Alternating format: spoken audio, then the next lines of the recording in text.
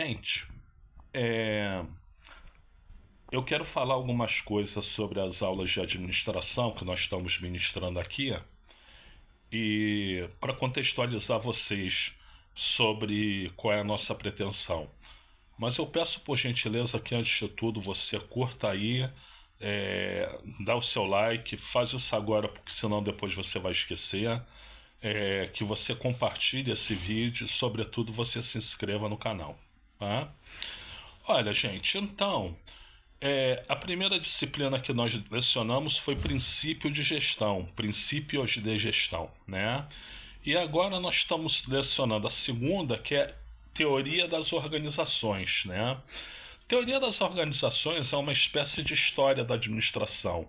A gente vai contando como desde o início do século XX as teorias evoluíram ao longo do tempo, né? E aí você pode pensar assim, mas para que saber tanta teoria? São teorias lá do passado, essas teorias não têm validade nenhuma, o que importa é o que acontece hoje, né? Se tem que saber de teoria, são as teorias de hoje. Gente, é muito enganosa essa visão.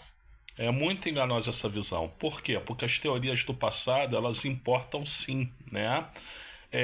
Elas importam na medida de que se você for, por exemplo, ver o funcionamento da fábrica moderna, né? O processo de funcionamento é o mesmo que o Taylor e o Ford relataram lá na administração científica. É o mesmo, né? O que mudou? Em vez de você ter algumas vezes operários manipulando máquinas mecânicas, você tem operadores, programadores operando máquinas automatizadas, né? Mas a lógica é toda a mesma, né? Se você pegar a teoria clássica, a escola clássica do Fayol, aqueles 14 princípios universais, eles são válidos até hoje, né? É, a ideia de que você tem que fazer a administração planejando, organizando, dirigindo e controlando é derivada da ideia do Fayol. Por isso o Fayol é o maior gênio da história da administração, né? Então a teoria do Fayol é válida até hoje, né?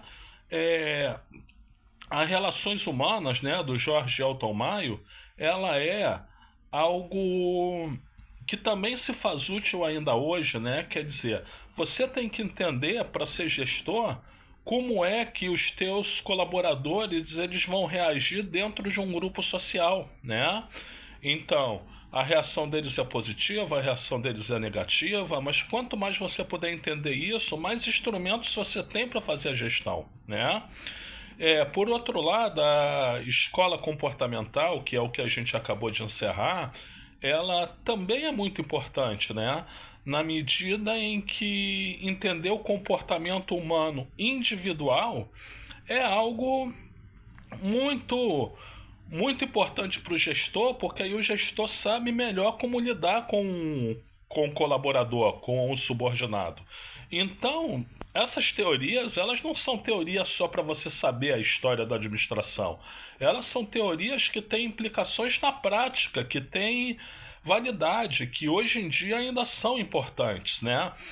Eu estou falando isso porque eu sei que muita gente acha chato estudar a história da administração. Chato porque não vê utilidade, mas eu te garanto que tem utilidade, tá? A outra coisa é que eu sempre começo as aulas dessa segunda disciplina lembrando quais as escolas que a gente já estudou, né? Por que eu faço isso, gente? Eu faço isso de propósito, né? Porque é uma maneira que você tem de relembrar cada escola. Então eu digo, ó, primeiro nós estudamos a escola da administração científica, depois nós estudamos a escola clássica, depois estudamos a escola das relações humanas, depois estudamos a escola comportamental, ou comportamentalista, ou behaviorista, né? E aí depois eu falo sobre a teoria que eu quero falar, né? A partir de agora a gente vai começar a falar sobre desenvolvimento organizacional, né? Que é uma outra vertente, né? Um pouco parecida com a comportamental, mas uma outra vertente. Então, gente, eram essas as explicações que eu queria dar para vocês, né? Por que a gente fala de teorias passadas, né? E por que eu fico repetindo o nome de cada escola, né? Exatamente para isso. E aí, na próxima aula, a gente vai começar a falar sobre desenvolvimento organizacional. Gente, eu sou o Luiz Felipe Chateaubriand, agradeço pela assistência, né? E aqui você tem mais de 500 vídeos sobre diversos assuntos. Se você puder assistir algum ou alguns deles, né? Eu desejo boa assistência e muito obrigado.